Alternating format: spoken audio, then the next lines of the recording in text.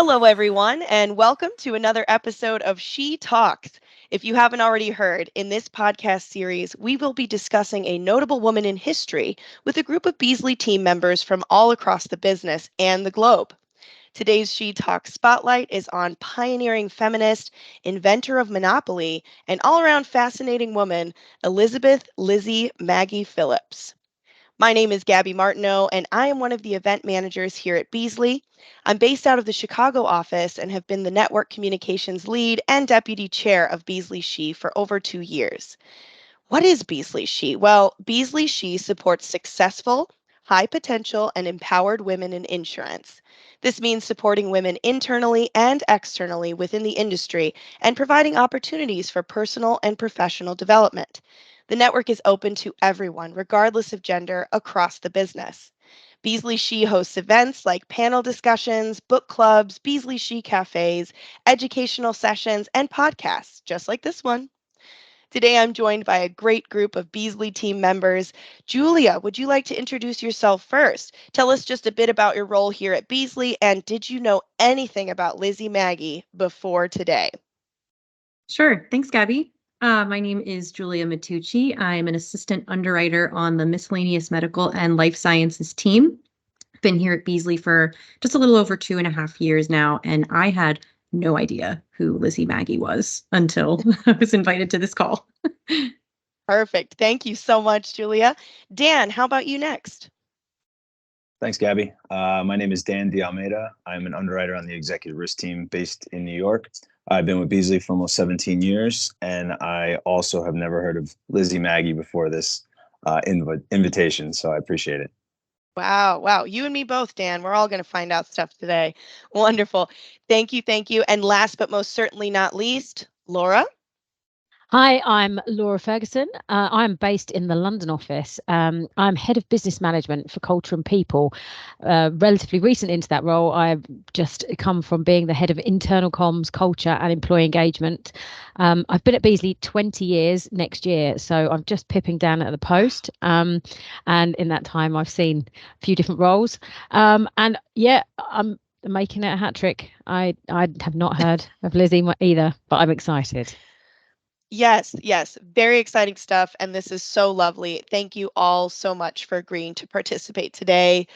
So, without further ado, let's dive in, shall we? Before we open up the floor for some discussion questions, I am going to give just a brief history of Lizzie Magie for those that may not already know the whole story, which I venture a guess it's pretty much all of us. So, this should be an interesting story for all. Now, aside from being an actress, writer, poet, pioneering feminist, and an inventor who held several patents, Lizzie Magie is best known for creating what has become the most popular board game in the world, Monopoly. Born in Macomb, Illinois in 1866, the seeds of the Monopoly game were planted early when James Magie, her father, shared with his daughter a copy of Henry George's best-selling book, Progress and Poverty, written in 1879. As an anti-monopolist, James Magie drew from the theories of George, a charismatic politician and economist who believed that individuals should own 100% of what they made or created, but that everything found in nature, particularly land, should belong to everyone. Lizzie moved to Washington, D.C. in 1880s as a single woman and worked as a stenographer and typist at the Dead Letter Office. Her first patent was actually for a typewriting machine in 1893 that essentially helped paper move through the typewriter rollers more easily. However, she spent most of her time drawing and redrawing, thinking and rethinking the game that she wanted to be based on the theories of Henry George. Maggie's game was quite unique for its time. It featured a path that allowed players to circle the board in contrast to the linear path design used by many games at the time. The plat of the board game is surprisingly similar to that of Macomb's Downtown Square. In one corner were the poorhouse and the public park, and across the board was the jail. And Macomb's jail, incidentally, was, at the time, in one of the corners of the square. Now, also included on the board were 3 words that have endured for more than a century after Lizzie scrawled them there. Go to jail. Sound familiar? She called her creation the Landlord's Game, and in 1903 filed a patent for the game while living in Brentwood, Maryland. Bear in mind that this was a time when less than 1% of patent holders were women. Ironically, decades later, it was Maggie's landlord game that Charles Darrow was taught by a friend, played, and then in 1935 appropriated and sold to Parker Brothers under the name of Monopoly. The version of that game held the core of Maggie's game, but included some modifications added by the Quakers to make the game easier to play. In addition to properties named after Atlantic City streets, fixed prices were added to the board. If not for her trailblazing patent, the original game and Lizzie Magie herself may have been lost in history. While Darrow made millions with an agreement that ensured he would receive royalties, Lizzie's income for her creation was reported to be a mere $500. But Lizzie Magie, or even Parker Brothers and Charles Darrow, could never have imagined that Monopoly would not only be a hit, but a global sensation and perennial best-selling game for generations. Lizzie Magie unfortunately died in obscurity in 1948. Thanks in part to a 1970s patent dispute between Parker Brothers and anti-monopoly game designer Ralph Anspach, the true origins of the world's best-selling board game were unveiled yet again. Yet only now is Elizabeth Magie Phillips actually getting the attention and credit she deserves. It's a really powerful story. So lots to chew on here. I want to get right into it. First thoughts, any particular topics that resonate or inspire you from Lizzie Magie's story? We'll start with Laura. Any topics? Well, actually, this is a bit of a personal one, but the fact that she was an actress and that I actually started off my career, that's what I wanted to do. And so that actually instantly jumped out at me, because actually it shows that sometimes I think when you have like acting training or that kind of part behind you, it kind of gives you a little bit of tenacity, because you get used to being told no, or you're not quite right for something, but you kind of have to keep going. And that feels like maybe that seemed to happen there, and that tenacity that kind of jumped out to me, that she just had multiple ideas or kept going with something, and that was the instant thing that resonated. That's great. Anybody else thoughts on the first go? I'll piggyback off of Laura's statement, actually. I liked that she had such a diverse background. And I kind of, as I was listening to you tell her story, and I am kind of an obsessive researcher, like I'll look at things at nauseum. So I did a little bit of background research about her. She was kind of a jack of all trades. And I think that that's really kind of reassuring. I think, for me personally, I didn't grow up in the insurance world. This wasn't what I thought I was going to do my whole life. I had many different roles prior to this one now, where I feel like this is the fit for me. But I think it's a testament to, it takes some time to kind of to find your way, and you can be all these different things and be successful. So I like that about her. That's true. She taught us that too, because that's early days, She was a pioneer in her own time for sure. Right. Dan, any thoughts? Yeah, I think it just speaks to the determination that she had. I also was kind of reading a little bit more about her just because I wanted to, just have a little bit better, knowledge of what she had done. But she was one of less than 1% of women that held a patent at that time, which speaks volumes to what she had done. And the fact that she did it when she was, I think it was 26, which was before women could even vote. So, Right. Right. So it speaks volumes. Incredible. Incredible. Speaking of being a pioneer, she was indeed a pioneer of her own time with those multiple patents under her name. It's not an easy feat for a woman at that time in history. So, what do you think it took to be the quote first to achieve something like this at the time? What sort of pressure do you think she felt? I'm going to throw it back to you, Dan, because you did just do some research. So, what do you think? How do you think she felt during that time? And frustration would be the first thing that comes to mind. I'm sure there was plenty of doubt that was thrown her way, and criticism for the fact that she was trying to go outside of what was the norm at the time. So I can't imagine that her path was very easy. And I think, just because she was a woman, it was certainly a challenge. Absolutely. Julia, any thoughts? Yeah, I think, she married at 44, right? So I think that she was an incredibly independent woman and probably very self-assured. Um, going back on what Laura said, that actress background, I think you get used to hearing no. So I think that in the face of adversity, she just persevered. I think that, she wasn't afraid and she wasn't knocked down by, um, hearing the word no. I think that she was a very confident woman, and that probably propelled her to do what she did. She was used to the pressure, so Right, why right. not? Yeah, Yeah. yeah. Laura, same thoughts?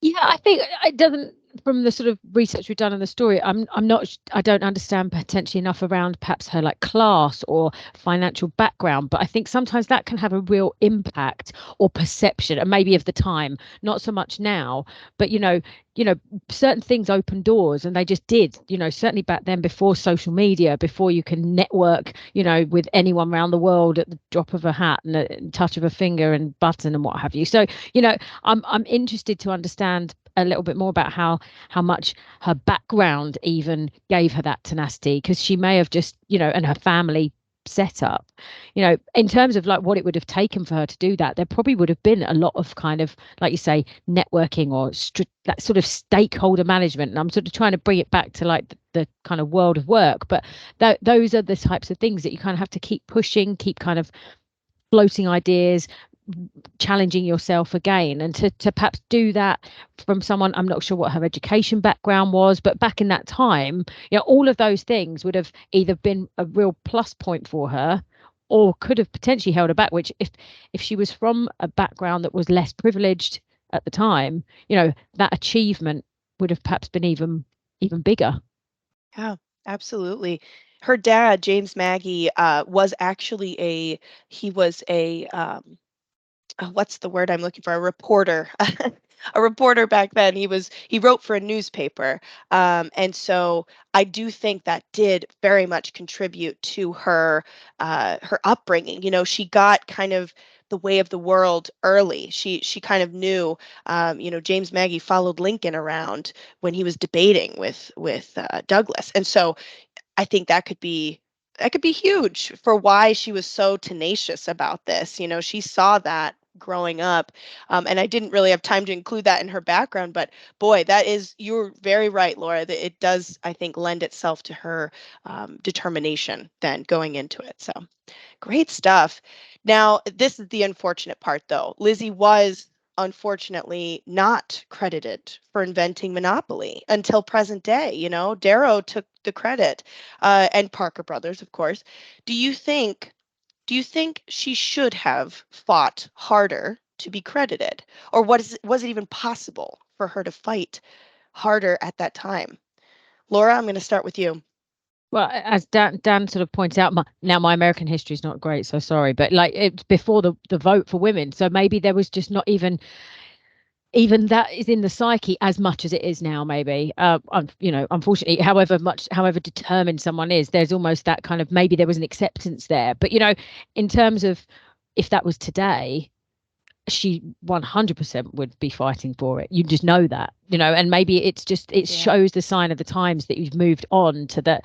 You don't sit back, and sounds like I'm doing a shameless plug for Beazley SHE here, but one of the things that, the focuses for Beazley SHE this year has been around confidence and confidence in the workplace. And some of the things we've been doing, certainly in the UK network, is having sort of cafes and talks around like exactly these things. When you're not credited or when you have an idea, how can you really speak up, have that voice? And all those resources just not there.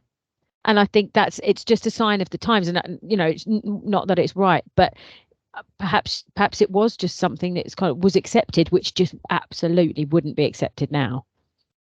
So true. So true. Dan, what do you got? It's funny is I would think that having her father being involved with Abraham Lincoln, you would think that that would almost put her in a different level, that it would make these type of things easier. And it didn't work that way. So unfortunately, I think I'd have to agree with the group is I don't know if she really could have done anything else.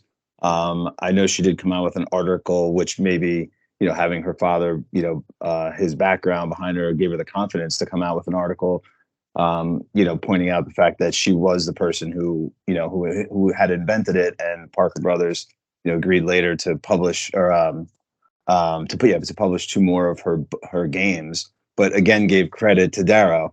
So it just, I think unfortunately it was a result of the times that she grew up in. Yeah, it kind of echoes the female writers of the time too that would maybe go under a male pseudonym or something just in order to be seen. That's so true. Julia? Yeah, going along with what everyone else has been saying, I do believe this was probably just a product of the time, and I'm sure that it was hard to to own that achievement of herself, having just sold it. But it also raises a question to me, like, politically, was there something that like happened in the exchange of selling this game where she couldn't take notoriety for it, because she had been in the spotlight before, she wasn't a stranger to it. So it for me, it almost raises a red flag. Did something happen when the game was sold that she couldn't possibly gain any attention from it post the papers are signed? I don't know, I just wonder. Very interesting. Or, was she duped? Was it a Right. situation where she didn't even realize that she was signing it away? That could very well have happened. And, history is so interesting because some little details can get lost in there. You just never really know the full story. So what we do know though, is that she did indeed create this game, and we have the patents to prove it now. The landlord's game was her game, and the core of that game went into Monopoly. However, do you think that Lizzie would be able to create this board game, the same board game? So if you've played Monopoly, just thinking about Monopoly, do you think she'd be able to create this board game in today's economy? And how would that be received if this was just brand new Monopoly? Julia, we'll go to you. I actually don't know that you could develop a game like this today. In again, I'm gonna, go back to the little research I did of her, and I could be wrong here, but I believe that there were two sets that she created and developed. One was an anti-monopolist set Mhm. where everyone's rewarded in the game, and then the other one is more of the monopolist set, the traditional one that we know today. I think maybe the anti-monopolist set, maybe in today's climate, maybe would have been more favorable. But yeah, I'm not sure that this game would have flown today. I don't know. Yes, yeah, I agree.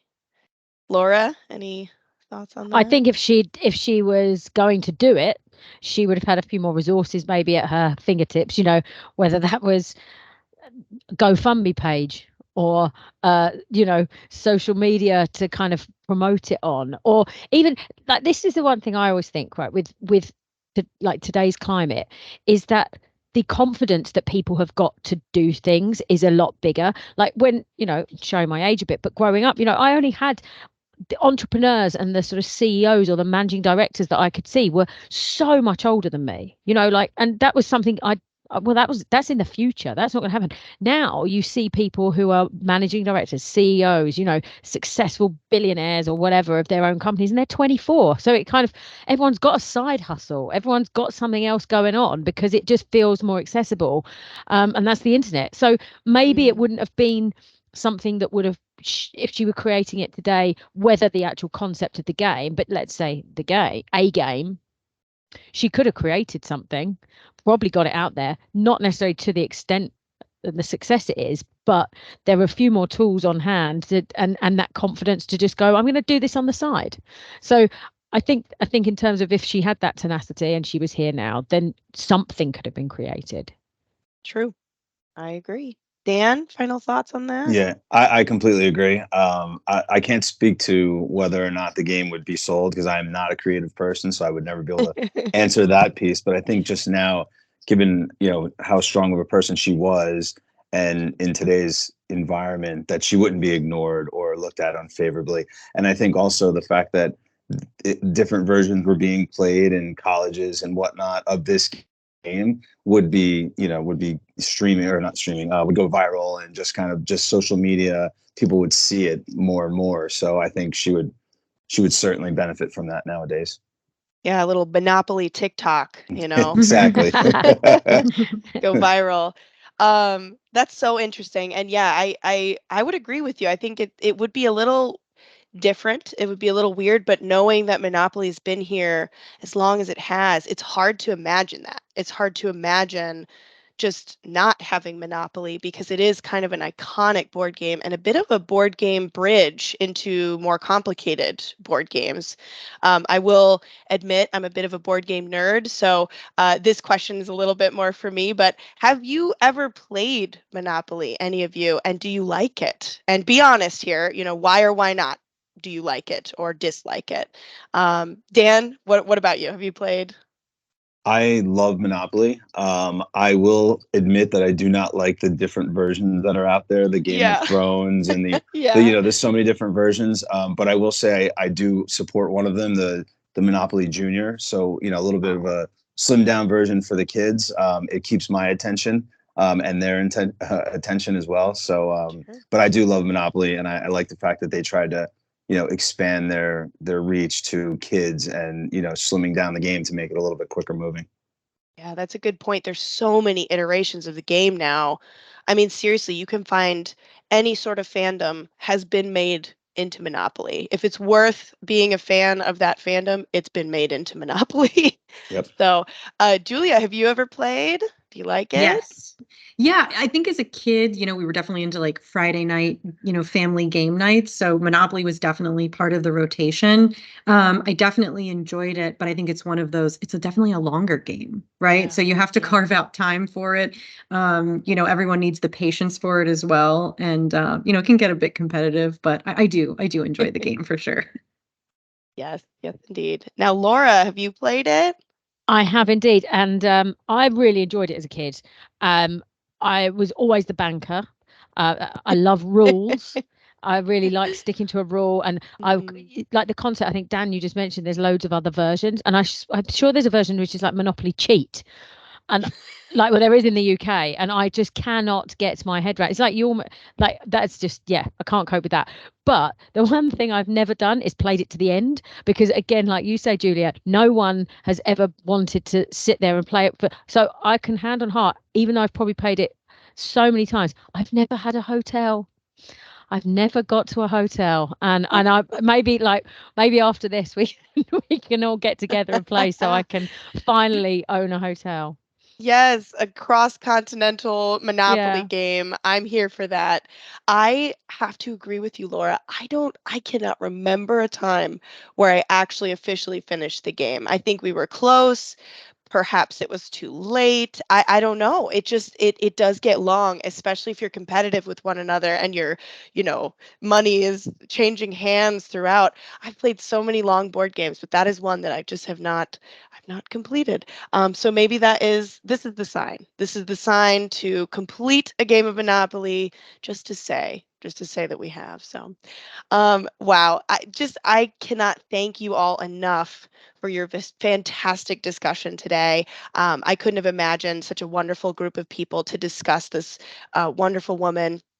Julie, Dan, Laura, thank you so much for your insights, both professionally and personally. These opinions, I think, really translate to both. And a final big thank you, of course, to our Beazley SHE leadership team, Elizabeth Wheeler in the US, Sidonie Williams and Charlotte Allen in the UK, as well as our executive sponsor, Luann Layton, for all of your support and participation in the efforts of Beazley SHE. Have a wonderful day, everyone, and thanks again for listening to our episode of She Talks.